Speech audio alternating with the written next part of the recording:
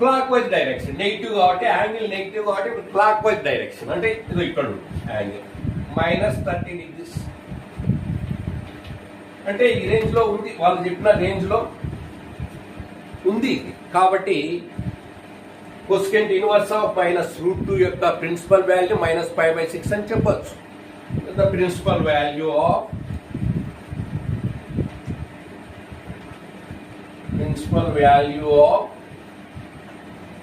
cosecant inverse of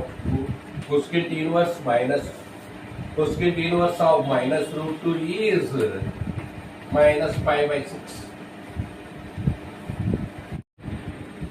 Find the value of tan inverse 1 plus cos inverse of -1/2 plus sin inverse of -1/2.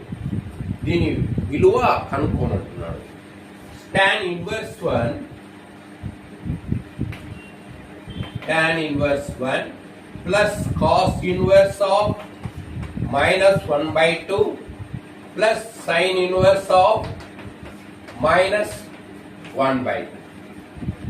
మీరు ఇది equal ఇక్కడ కింద రాసుకుంటే ఈ సైడ్ రాసుకుంటూ నేను కింద రాస్తా.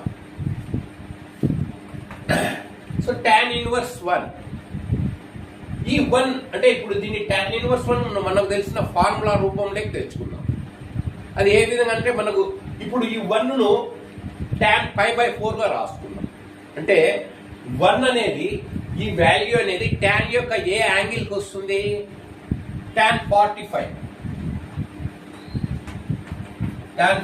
degrees equal to 1. దీన్నే రేడియన్స్లలోకి మార్చుకుంటే డిగ్రీస్ ను tan π/4 అంటే ఈ 1 బదులు tan π/4 రాసుకుంటాం. tan inverse of tan π/4 plus ఇక్కడ నెంబర్ లో మైనస్ లేదు కాబట్టి డైరెక్ట్ గా ఫార్ములా రూపంలోకి తెచ్చుకోగలిగినాం. ఇక్కడ నెంబర్ లో మైనస్ ఉంది కాబట్టి నెంబర్ లో మైనస్ తొలగించుకోవాలి. నెంబర్ లో మైనస్ వచ్చిందంటే అమావాస్యనే చీకటి, మనకు దారి కనిపించదు.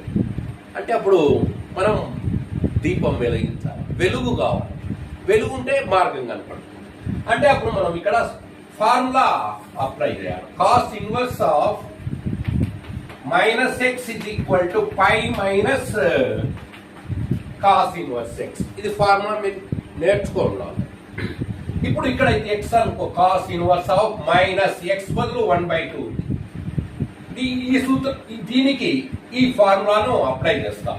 π minus cos inverse of -x equal π minus cos π సూత్రంలో వచ్చే π మైనస్